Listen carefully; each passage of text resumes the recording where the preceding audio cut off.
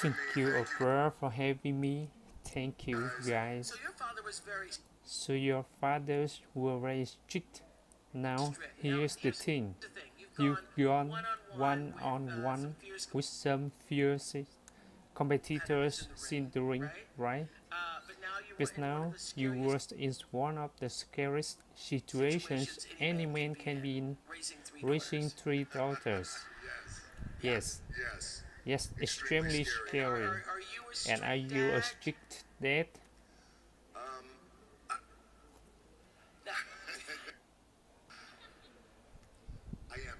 I am not super strict, but discipline is important. But also, you know, I go back to my dad. My dad loved me with a small capacity in which he was capable of. So I learned from that and show with my daughters I want to be as full and as present with the love that I give them. Present, yes, that's what we were talking about. What do you want to make sure that they get that you didn't get? And it's so interesting when you have children. I've seen this from a lot of people who you didn't get what you needed. You just didn't get what you needed because of what the rock just said. Your parents didn't have the capacity to give it to you.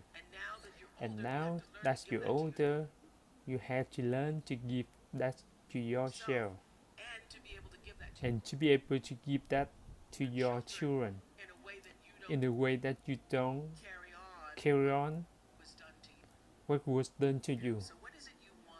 So what is it you want your daughters to know about the way you love them?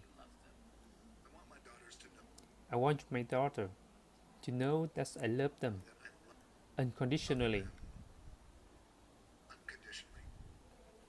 truly unconditionally, without condition. And I have a daughter who's 18 years old. Her name is Simon. Jasmine, who just turned 4. Baby Tiana, thank you, who is getting ready to turn 2. And I am, as I told my 18 years old daughter Simon, I said I love you. I'm going to tell you I love you every day. So you one of those who say the words out loud? Yes, because I didn't get that. And I look at you. I love you and I'm going to text you. But I also told her, I'm unattached. You don't even have to text me back.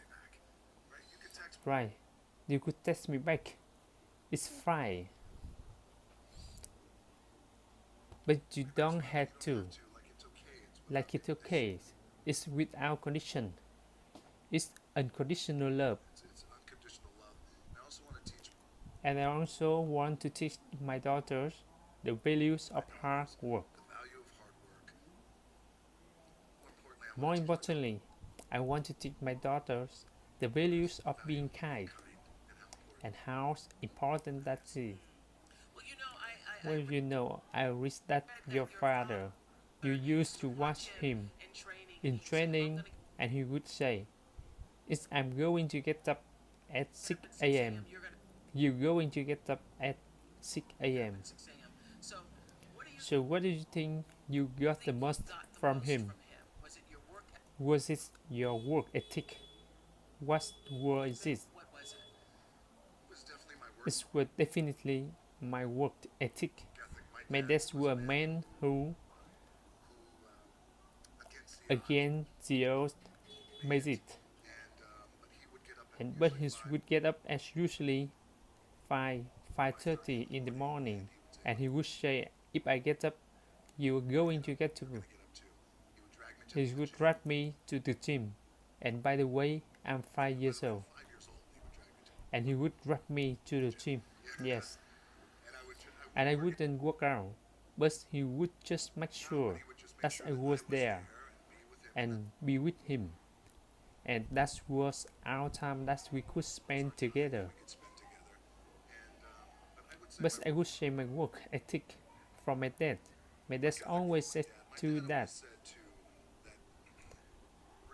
regardless of what you do in life and where you go, respect is going to be given when it's earned, and you have to go out and earn it every single day. Yes, so your dad taught you a lot. I wonder what have your daughter taught you. My daughter taught me how to be, I think, more caring and more sensitive and more selfless. Yeah. Were you there for all of them when they were born? I was right there, right? Yeah. I mean, right there, yes. I mean, you were right there. I was right there, yes, and bring it on. I mean, this is our moment, yes. And is that a life-changing moment when that happened for you? It's the greatest thing that I have ever experienced in my life, and it gave me such a profound respect for my baby mama. I had two. I was one married, and now I'm happily married. Lauren is back there. We know each other for 30 years old. 30 years now, but it has been the most profound experience of my life because also too, you know, when you meet as a man, you meet someone, you meet a woman, and this is going to be the one of you to get married. And my first marriage didn't work out, but then the birth of a child, and what that does, and the lens perspective that just shifts, and it just gives me a new profound respect again their mermaids. So it didn't work out with the marriage, but then she became your business partner. Your first marriage. She did, yes. And we still are. So my ex-wife, Danny, the marriage didn't work out, and it was just one of those things where it wasn't an ugly divorce. It was just marriage, wasn't in our cards. We rich friend. Marriage wasn't in our cards, but we both had an appetite for business and to accomplish things. And we thought, well, what if we continue to do business together? And do you think we can? And it felt like we could. Much something happened, and we did. I know you didn't grow up with a lot of money, and I read the story about when I think you was 15 and there was an eviction notice on the door, and how that made a big impression on you, right? I did it, yes. Now you're one of the highest paid actors in the world. Thank you. I do all right. Thank you. You do all right. And there's that title, the sexiest man alive, the highest paid in the. What do those titles mean, if anything? You're the greatest. You're the most popular. You're the most followed. You're the most. You're the most. You're the most. It's great for the ego. It's wonderful. Yeah, the better question is, how do you keep your ego in check when all of that is happening around? Sure, very important. People I have around me, and how important that is. Do you have anybody who can tell you the truth at this point? Yes, she calls my wife. Yes. Okay, Lauren can tell you the truth. Yes, Lauren can tell me the truth. But by the way, and this is where it's the tricky thing for us to being in this position is we want to make sure that we have people around us who are inspired to do well and reach for and continue to share our vision, but also at times say, well, I'm not quite sure if that's the right thing to do. So look, I've had a wonderful career, especially coming from being a visit, and those titles are nice, and everything is fine. But honestly, I'm so grateful to be in the position I'm in, and I never take anything for granted. I try not to. Aren't you glad that you was one a visit? Because it gives you such an appreciation for what you have now. It just gives such perspective. When we were 14 years old, we lived in Hawaii and we lived in a small efficiency apartment.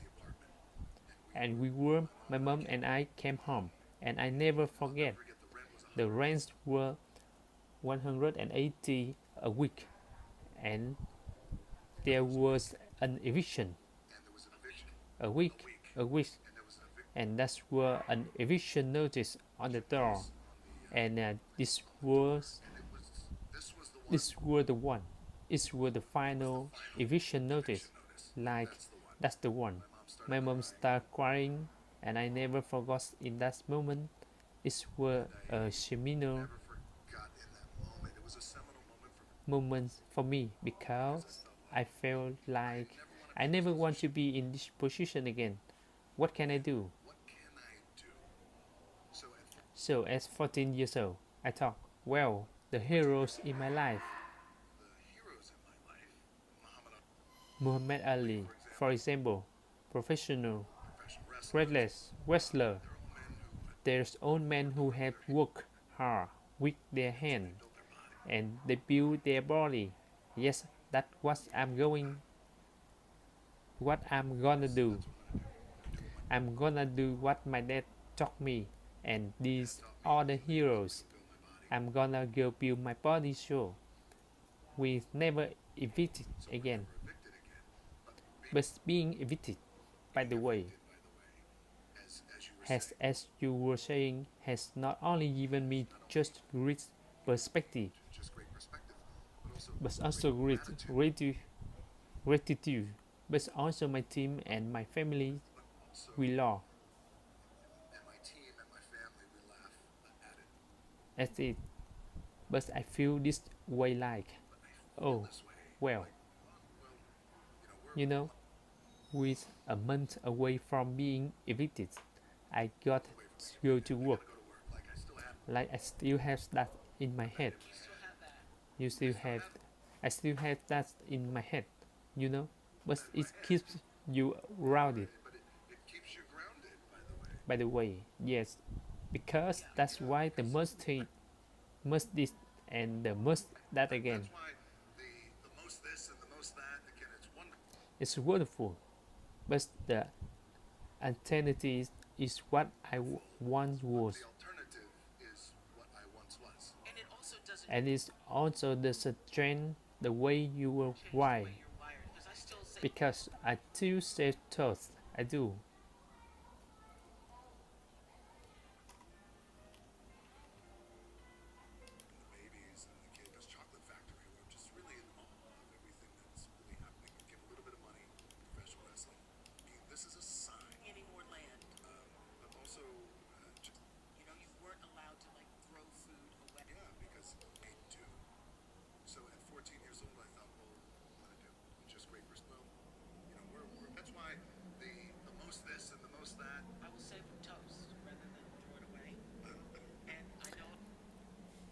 and I know there's going to be more toast, but I still do because there's something in me.